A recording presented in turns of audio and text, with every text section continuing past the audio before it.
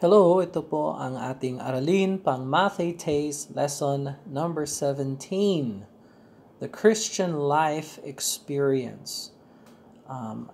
Kung Tagalogin natin ito ay yung karanasan ng buhay Kristiyano. Lesson number 17, aralin pang Mathetes. Napaka-importanting mga Bible verses ang makikita natin today, pag-aaralan natin today. At ang focus natin ngayon ay yung iba't ibang mga elemento or mga bahagi na esensyal para sa paglago sa buhay Kristiyano. Okay? And so, unahin natin itong tinatawag na Christian Life Experience o yung karanasan ng buhay Kristiyano.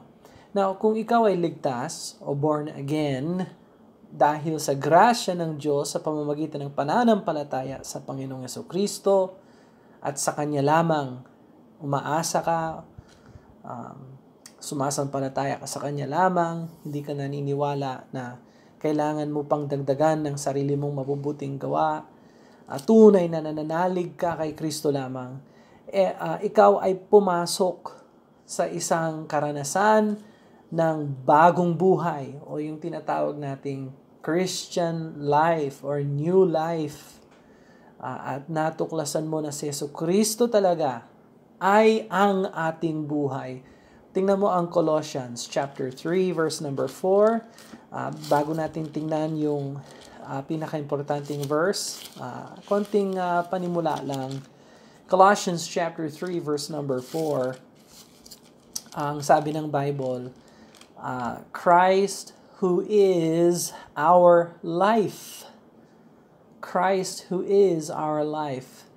Sa Tagalog, kapag si Kristo na ating buhay ay mahahayag, kasama rin naman niya kayong mahahayag sa kaluwalhatian. Pero ang importanteng punto ng Colossians chapter 3 verse 4, kapag si Kristo na ang ating buhay. So, ang buhay Kristiyano ay talagang ito ay yung buhay ng Panginoong Jesucristo sa ating puso, sa ating isip, sa ating diwa, sa ating espiritu. At dapat hayaan natin ang Panginoong Jesucristo ang mabuhay sa pamamagitan ng ating katawan, kaluluwa, espiritu. At yan ang karanasan ng buhay Kristiyano, na si Jesucristo ang namumuno sa ating buhay. At nagsimula ito sa kaligtasan nung naligtas tayo, no? Na born again tayo. Si Kristo ay pumasok sa atin, at siya ang namumuno sa atin, at meron tayong relasyon sa Panginoong Jesucristo. Kaya nga tinatawag tayong Kristiyano dahil kay Kristo. Okay? So, ang tunay na Kristyanismo ay hindi reliyon, ito ay relasyon kay Kristo mismo. 1 John, isa pang verse, no? 1 John chapter 5, verse number 11 at saka verse 12. 1 John chapter 5, verse number 11 tsaka verse number 12. Sabi ng Bible, "And this is the record that God hath given us His eternal life, has given to us eternal life, and this life is in His Son. He that hath the Son hath life, and he that hath not the Son of God hath not life." So ito ang patotoo na tayo ay binigyan ng Diyos ng buhay na walang hanggan, at ang buhay na ito ay nasa Kanyang anak. Ang kinaroroonan ng anak ay kinaroroonan ng buhay. Ang hindi kinaroroonan ng anak ng Diyos ay hindi kinaroroonan ng buhay. So, kung ang Panginoong Jesucristo ay nasa iyo, sumasampalataya ka sa Kanya, di ibig sabihin meron kang buhay na walang hanggan. Dahil nga umaasa ka at nananalig ka kay Kristo lamang. Alright, so ito ang buhay Kristiyano. Now, tingnan natin ang verse na dapat i-underline. Siguro lahat naman ng Bible verses na ito dapat i-underline, i-highlight, kulayan para i-memorize, lagay natin sa ating puso, sa ating diwa, i-memorize sa ating isip dahil napakaganda ng mga Bible verses naman na ito. Alright, tingnan natin yung key verse sa Galatians chapter 2 and verse number 20. Galatians chapter 2 and verse number 20. Ang sabi ng Bible, I am crucified with Christ. Nevertheless, I live. Yet not I, but Christ liveth in me. And the life which I now live in the flesh, I live by the faith of the Son of God, who loved me and gave himself for me. Napakagandang Bible verse. Dapat i-memorize yan. No? Patotoo ni Apostol Paul sa kanyang Christian life na si Kristo ay nabubuhay sa akin. No? Napako ako sa krus na kasama ni Kristo. Gayunman, ako ay nabubuhay, ngunit hindi na ako ang nabubuhay, kundi si Kristo na ang nabubuhay sa akin. Ang buhay na kinabubuhay ko ngayon sa laman ay ikinabubuhay ko sa pananampalataya ng anak ng Diyos na siyang umibig sa akin at nagbigay ng kanyang sarili para sa akin. Just a powerful verse that describes the Christian life experience. No? At wala akong pwedeng sabihin sa inyo, maliban lang na sana tunay na kayo ay ligtas at sumasampalataya kay Kristo. Dahil ang mga karanasan ng buhay Kristiyano, hindi ho pwedeng maramdaman ito ng hindi ligtas. Hindi pwedeng mangyari ito sa hindi ligtas. Kahit anong gawin nila, kahit anong pilitin nila ang kanilang sarili, ang tunay na pagbabago at buhay at karanasan ng Kristyanismo ay sa pamamagitan ng kapangyarihan ng Diyos at ito ay sa pamamagitan ng kapangyarihan ng Diyos at hindi gawa ng laman. Hindi kayang gawin ito ng laman ng tao. Kaya ini-encourage ko kayo, tiyakin ninyo ang inyong kaligtasan, tunay na sumampalataya kay Jesucristo para maranasan ninyo ang napakagandang karanasan ng buhay Kristiyano. So, etong mga Bible verses, titingin tayo sa 10, okay? 10 mga Bible verses. Babasahin ko ito, konting explanation, para magkaroon tayo ng idea ng karanasan ng buhay Kristiyano. At Kristiyano lamang ang makakaranas sa mga bagay na ito. And so, unahin natin sa Jeremiah chapter 33 and verse number 3. Jeremiah sa Lumang Tipan, chapter 33, verse number 3. At siguro dahil pinag-aralan ninyo ang talaan ng nilalaman, alam nyo na kung nasaan ang aklat ng Jeremiah. Okay? Lumang Tipan, Major Prophet. Jeremiah chapter 33, verse number 3. At unang karanasan ng buhay Kristiyano ay ang pananalangin. Jeremiah chapter 33 and verse number 3. Call unto me, and I will answer thee, and show thee great and mighty things, which thou knowest not. Ang buhay Kristiyano ay buhay na nananalangin. Ito ay buhay ng pananalangin. Sa biyaya ng Diyos, sa grasya ng Diyos, iniimbitahan tayo ng Diyos na manalangin sa Kanya at ibuhos natin sa Kanya ang ating mga pangangailangan. Ibuhos natin sa Kanya ang ating mga nararamdaman, kapighatian, kalungkutan, pangangailangan, lahat. Maaari tayong lumapit sa Diyos anumang oras, anumang araw. At nais ng Diyos na makarinig sa atin sa pamamagitan ng pananalangin. So kung hindi ka ligtas, hindi ka nananalangin. Wala kang tunay na pananalig sa Diyos, hindi ka humihingi sa Kanya. Kung manalangin ka man sa Kanya, madalang lang. Paminsan ginagamit pa yung pangalan ng Panginoon sa walang kabuluhan, no? Pero ang sagot sa pananalangin, ito ay tanging para sa Kristiyano lamang. Napakasarap ng karanasan na ikaw ay anak ng Diyos at tumatawag sa pangalan ng Panginoon at umaasa sa Kanya sa sagot ng iyong mga pananalangin at dinadala mo yung mga kagustuhan mo sa paa ng Diyos at ikaw ay umaasa sa Kanya sa ngalan ng Panginoong Jesucristo. At kapag sumagot ang Diyos sa pananalangin, napakapalad natin, no? Napakapalad natin na sa ngalan ng Panginoong Jesucristo, sinasagot tayo ng Diyos. Alam mo, ang sagot ng Diyos ay mas matino kaysa sa ating mga pananalangin. At isa sa pinakamasarap na karanasan ng buhay Kristiyano ay ang buhay ng pananalangin. Huwag pabayaan na hindi ka nananalangin. Isa sa mga senyales na tunay kang born again, na tunay kang sumasampalataya ay ikaw ay tumatawag sa Kanya. Call unto me, sabi niya, and I will answer thee, and show thee great and mighty things which thou knowest not. Pangalawa, punta tayo sa 1 Corinthians, sa Bagong Tipan.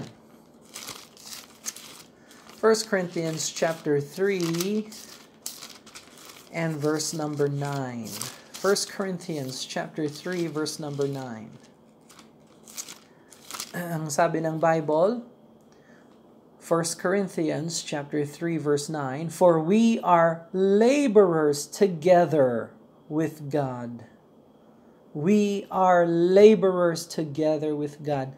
Tayo ay magkakasamang manggagawa, na tayo ay magkasamang trabahador kasama ng Diyos.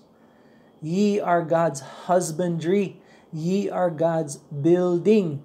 Ibig sabihin, ang iglesia o simbahan ang pinag-uusapan dito. Kasi ito 1 Corinthians chapter 3 verse 9, liham ni Pablo o ni Paulo sa iglesia ng Korinto o sa simbahan ng Corinthians. At sinabi niya sa mga church members doon, tayo ay magkasamang manggagawa kasama ng Diyos. Okay, so, ang pangalawa na importante na karanasan ng buhay Kristiyano, dapat sumali ka sa isang biblical na Baptist church, isang biblical na simbahan, biblical na iglesia, na kung saan pwede kang magsilbi sa Panginoon, na pwede mong gamitin ang iyong lakas, ang iyong karunungan, ang iyong mga talento, lahat ng ibinigay sa iyo ng Diyos, gamitin mo. Magsilbi ka sa Panginoon, maging faithful member ka, maging active member ka ng isang biblical Baptist church upang maranasan mo ang buhay Kristiyano. Napakasarap makisama, makiisa sa mga brothers and sisters sa isang church, sa isang simbahan na biblical. Alright, so, una, ang prayer. Pangalawa, church membership. No? At kung hindi ka paligtas, walang kwenta ang church membership. Kung hindi ka tunay na kilala mo si Jesucristo bilang Panginoon Diyos at tagapagligtas, walang kwenta na nabaptize ka. Walang kwenta na nasali ka sa church. Kasi ang church hindi makakapagligtas ng kahit sino. Pero pagkatapos na ikaw ay sumampalataya, napakahalaga na mag-pray at sumali sa isang biblical Baptist church. Okay? Punta tayo sa Ephesians chapter 4. Ephesians, pangatlo. No? Ephesians chapter 4. And verse 30, Ephesians chapter 4, verse 30. Sabi ng Bible, Ephesians chapter 4 verse 30, "And grieve not the Holy Spirit of God, whereby ye are sealed unto the day of redemption. And grieve not the Holy Spirit of God." Kung Tagalogin natin, huwag ninyong pighatiin ang banal na Espiritu ng Diyos. Sa pamamagitan niya ay natatakan kayo para sa araw ng katubusan. So huwag ninyong pighatiin. Grieve not the Holy Spirit of God. Ito ay ang pangatlong karanasan ng buhay Kristiyano. Hindi ho tayo masaya kapag gumagawa tayo ng mali. Hindi ho tayo kontento na ang buhay natin ay buhay na kaguluhan at kamalian at kasalanan. Hindi na ho tayo masaya sa kasalanan at hindi natin gustong payagan na mamuno sa atin ang kasalanan natin. Ito ay nakakapagbigay ng kalungkutan sa banal na Espiritu ng Diyos na nananahan sa ating puso. Kaya napaka-importante itong karanasan ng buhay Kristiyano. Nasa atin ang banal na Espiritu ng Diyos. Huwag natin pighatiin. Huwag natin gawing malungkot ang banal na Espiritu ng Diyos na nakatira sa atin. Huwag tayong maging kontento na mabuhay sa kasalanan at mamuno ang kasalanan sa ating buhay. Gumising tayo, Kristiyano. Gumawa tayo ng paraan upang maging kalugod-lugod sa Diyos, iwanan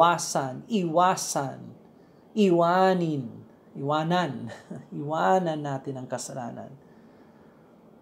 Grieve not the Holy Spirit of God. So, mag-pray, sumali sa isang Biblical Baptist Church, iwasan ang kasalanan, no? Huwag pighatiin ang banal na Espiritu ng Diyos.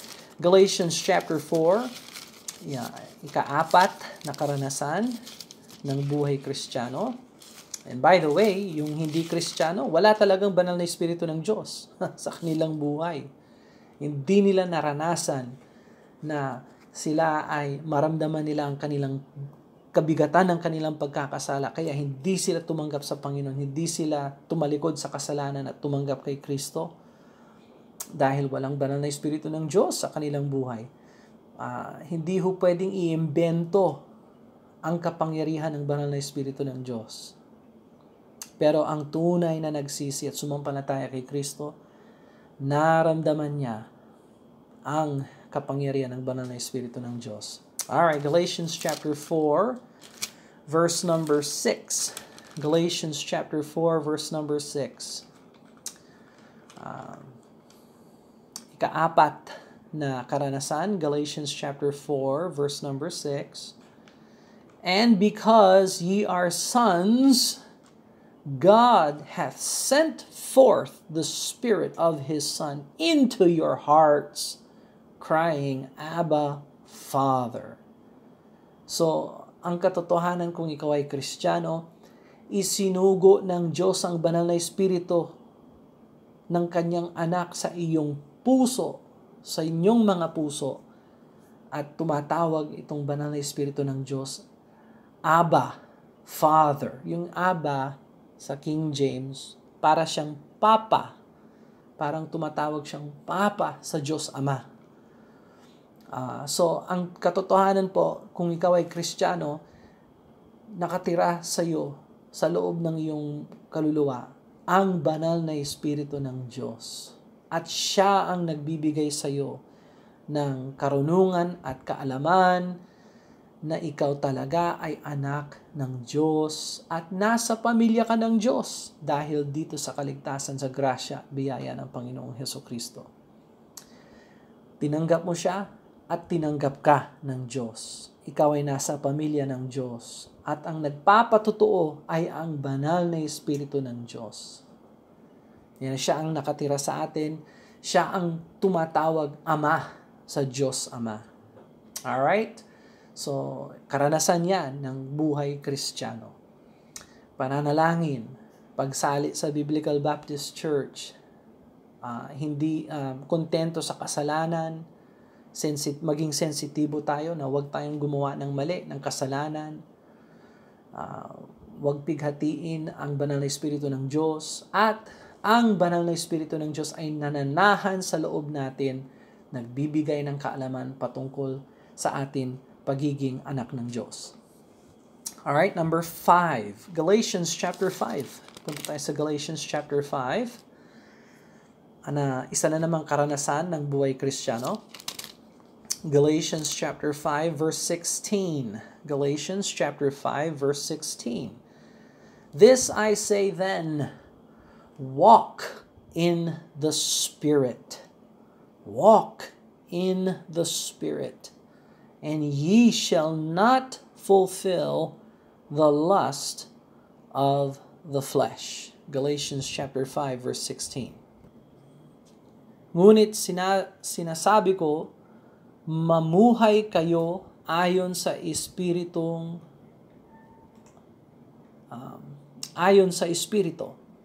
at huwag ninyong bigyang kasiyahan ang mga pagnanasa ng laman.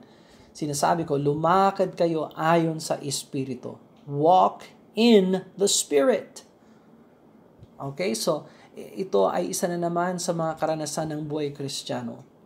Maaari tayong magkaroon ng tagumpay laban sa pagnanasa ng laman, laban sa sarili natin, at laban sa kasalanan.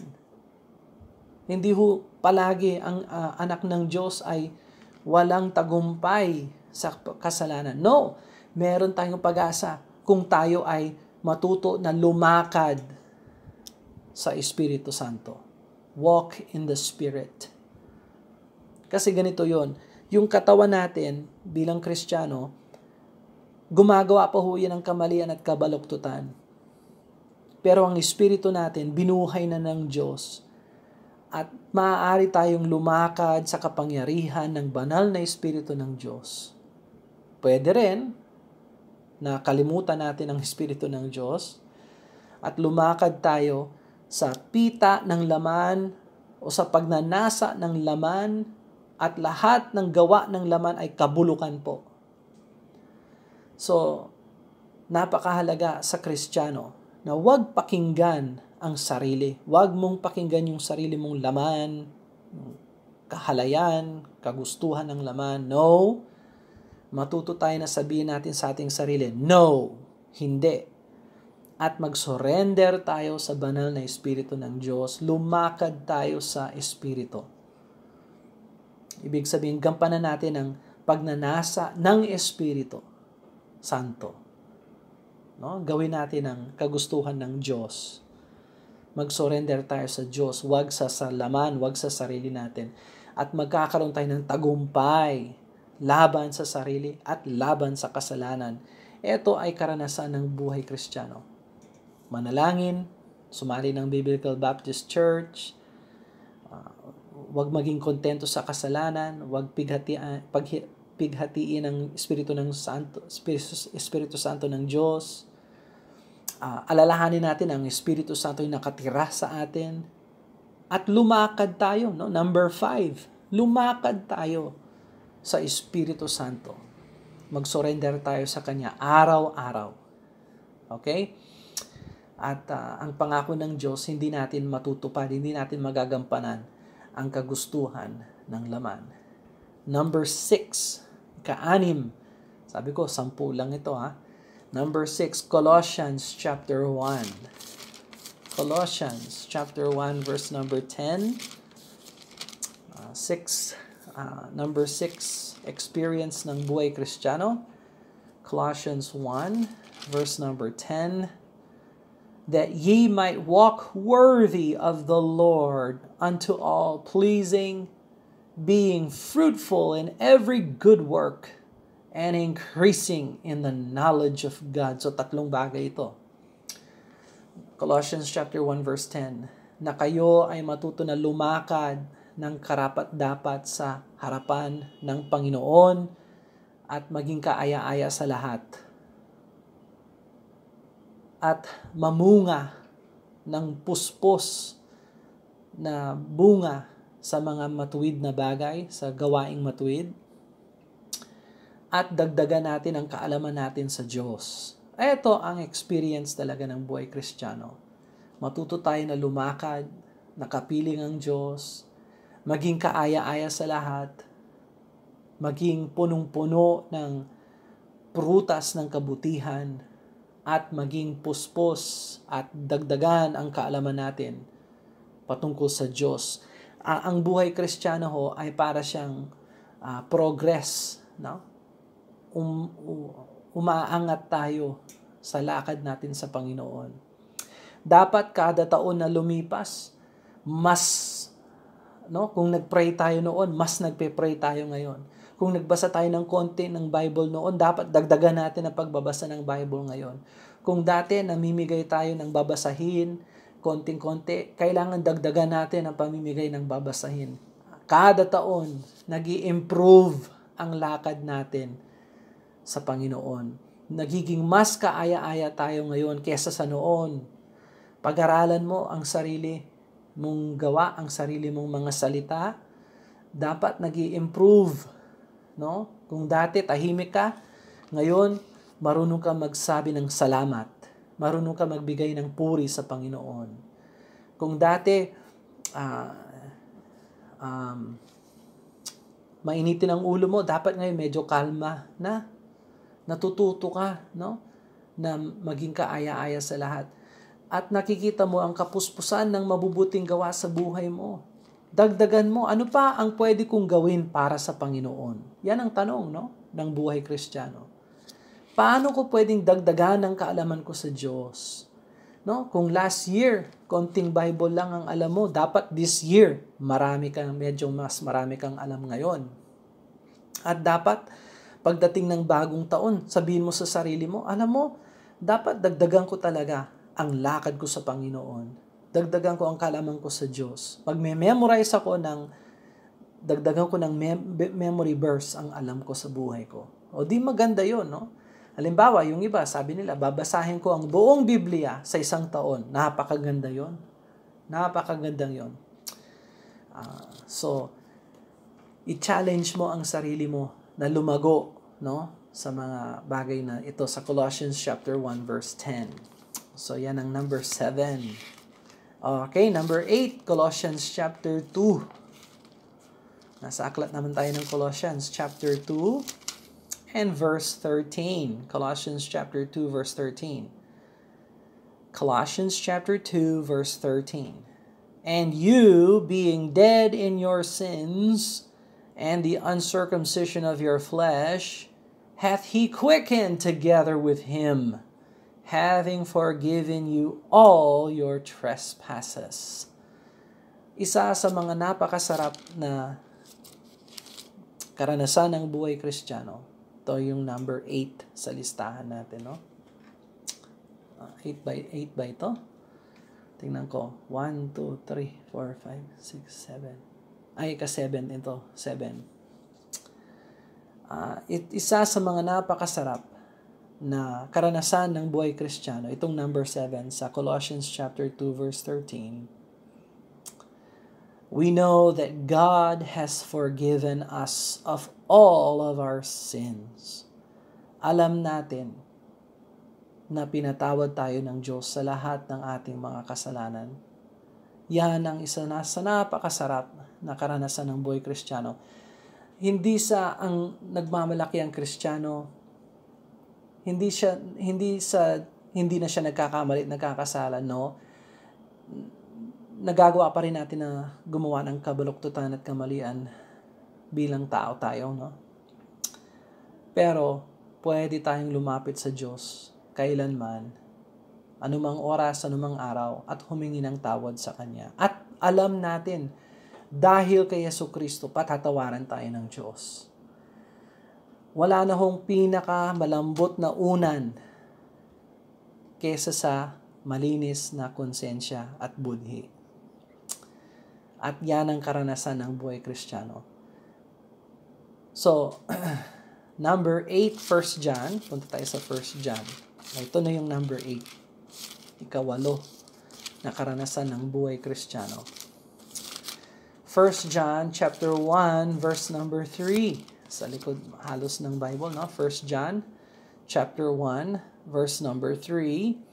Ang sabi ng Bible, that which we have seen and heard declare we unto you, that ye also may have fellowship with us. And truly our fellowship is with the Father and with His Son, Jesus Christ. Pansinin mo yung sinabi ni Juan. Truly our fellowship is with the Father and with His Son, Jesus Christ. So, ang pakikisama natin, ang pakikiisa natin, ay hindi lang tayo-tayo lang. No, kasama natin ang Ama at kasama natin ang Kanyang anak na si Jesucristo. Ibig sabihin, isa sa mga karanasan ng buhay Kristiyano ay nararamdaman natin, alam natin na totoo ang pakikisama natin o pakikiisa natin sa Diyos Ama at Diyos Anak. At nakikiisa rin tayo sa ating mga kapatiran sa loob ng simbahan o ng iglesia. Ito yung tinatawag na fellowship.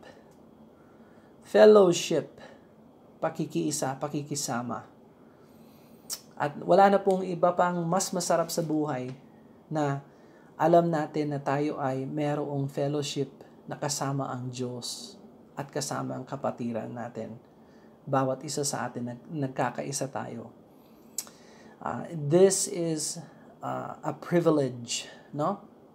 Privilehiyo ito na lumakad tayo kasama ang Diyos at nakikisama tayo tuwing linggo sa ating mga kapatiran sa simbahan.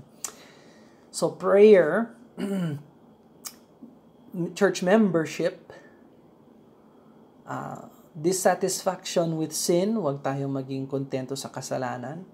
Ang banal na Espiritu ng Diyos na nananahan sa atin, number 4. Number 5, lumakad tayo sa Espiritu. Number 6, lumakad tayo na kapiling ang Diyos, kaaya-aya sa lahat, maging puspos sa mga mabubuting gawa at dagdagan natin ang kaalaman natin sa Diyos. Number 7, alam natin na pinatawad tayo ng Diyos sa lahat ng ating mga kasalanan. And number 8, mag-fellowship tayo kasama ang Diyos at ang ating mga kapatiran. Napakasarap ng buhay Kristiyano. Number 9, tingnan mo ang 1 John chapter 4, verse number 7. 1 John chapter 4, verse number 7. Ang sabi ng Bible, Beloved, mga minamahal, let us love one another, for love is of God, and everyone that loveth is born of God and knoweth God. So sabi ni Juan, mga minamahal, magmahalan tayo sa isa't isa, sapagkat ang nagmamahal ay nasa Diyos. At lahat ng nagmamahal ay isinilang ng Diyos at kilala niya ang Diyos. So, ang buhay Kristiyano ay buhay ng pagmamahal sa Diyos at pagmamahal para sa isa't isa. Okay? Hindi ho kayang gawin ito ng hindi ligtas. Ang pagmamahal ng Biblia ay sacrificial. Ang pagmamahal ng mundo o yung sanglibutan na hindi ligtas, selfish, kasakiman. Pero ang pagmamahal ng Kristiyano, pagmamahal ng Diyos na ipinatong sa atin nung tinanggap natin si Jesucristo, ay ang pagmamalasakit para sa Diyos at para sa iba. Sacrifice ang pag-ibig ng Kristiyano. Number 9 yun. Pag-ibig sa Diyos at pag-ibig sa iba. Alright, number 10, pinaka-last, no? Ang sarap pala ng buhay Kristiyano na nararanasan ng Kristiyanong lahat ng mga ito. Number 10, 1 Peter. Sa aklat ng 1 Peter, banda sa huli ng Bible. 1 Peter, chapter 2, verse number 2. 1 Peter, chapter 2, verse number 2. Ang sabi ng Bible, as newborn babes, gaya ng mga bagong isinilang na sanggol, desire the sincere milk of the word. No? Nasain nyo. Humingi kayo ng purong gatas ng salita, gaya ng mga sanggol. That ye may grow thereby, upang sa pamamagitan nitong salita ng Diyos, kayo ay lumago. So, ang buhay Kristiyano ay isang espiritual na buhay na dapat ingatan, na dapat sustentuhan ng salita ng Diyos, at ito ay magre-resulta ng paglago sa pananampalataya. Hindi ho normal sa isang sanggol ang ayaw kumain. At hindi ho tama sa Kristiyano ang ayaw magsimba, ayaw manalangin, ayaw umibig sa Diyos, ayaw na mamuno ang banal na Espiritu ng Diyos sa kanyang buhay. No, ang tunay na karanasan ng buhay Kristiyano ay naisin niya sa kanyang puso na matuklasan niya ang purong salita ng Diyos. At sa pamamagitan ng pagkaalam niya sa salita ng Diyos, siya ay lalago sa pananampalataya. Kaya ito, halimbawa, itong aralin pang Mathetes. Tingnan mo, no, lesson number 17 na tayo. Kung talagang sumunod kayo, no, kayong mga nakikinig, magmula lesson 1 hanggang lesson 17, garantisado, kung talagang pinag-aaralan mo ang salita ng Diyos, lalago ka sa pananampalataya. Dahil na-expose ka, no? Inilalantad natin sa inyo ang salita ng Diyos. At kung tunay na tanggapin mo ang salita ng Diyos, wala ho ito, makapangyarihan ang salita ng Diyos, mamumunga ang salita ng Diyos sa iyong buhay. So, 10 Christian experiences ng karanasan ng buhay Kristiyano. At imposible po ito. Sabihin ko sa inyo, kung hindi ka ligtas, nakikinig ka ngayon, hindi ka ligtas, hindi ka tunay na sumasampalataya kay Jesucristo, kahit anong gawin mo, hindi mo mararanasan ang buhay Kristiyano hanggat hindi si Kristo ay nasa iyong puso bilang iyong Panginoon, Diyos at tagapagligtas. Pero sa oras na ikaw ay tunay na sumampalataya sa Kanya, lahat ng mga 10 ito at higit pa nito ay mararanasan mo bilang Kristiyano. Napakasarap ng buhay Kristiyano. Alright, so yan ang lesson natin. Napakasimple, 10 points.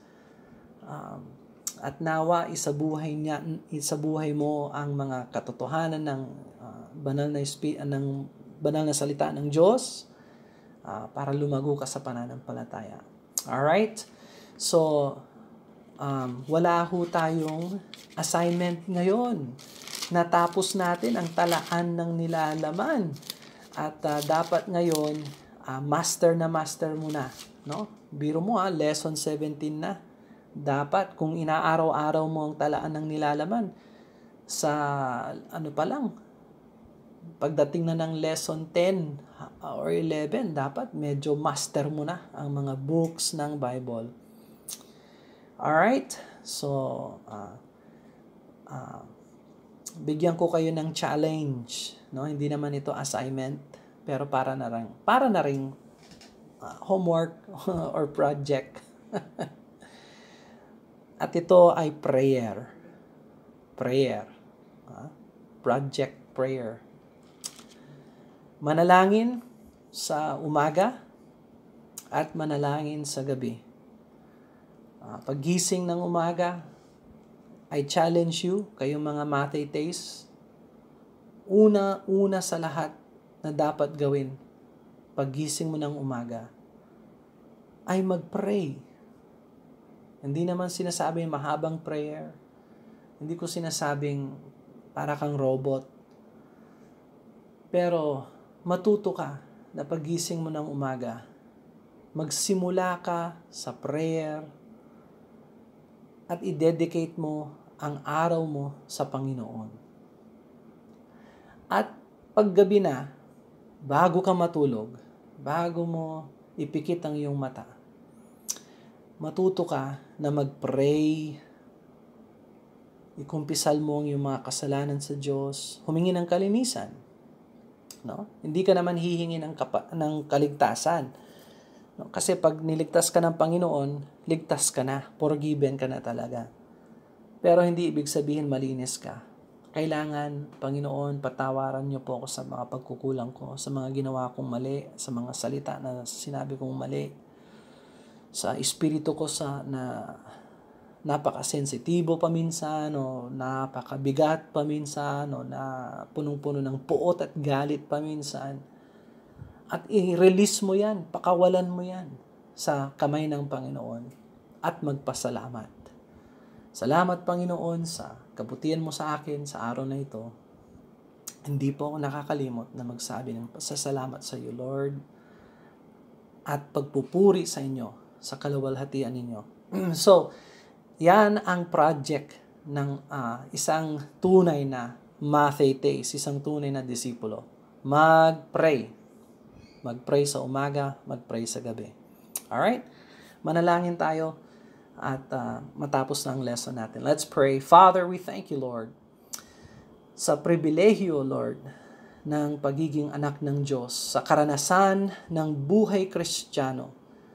Nawa matuklasan ng bawat nakikinig, Lord, na gampanan nila sa kanilang buhay itong mga 10 mga principles ng salita ng Diyos patungkol sa karanasan ng buhay Kristiyano. Pag-aralan ito ng mahusay at isabuhay, Lord, gawing bahagi ito ng araw-araw naming pamumuhay.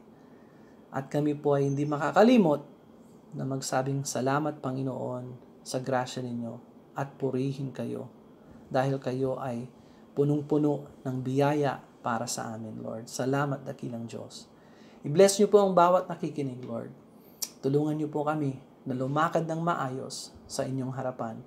Salamat, Lord, sa pangalan ng Panginoong Jesucristo, ito pong aming dalangin. Amen and amen.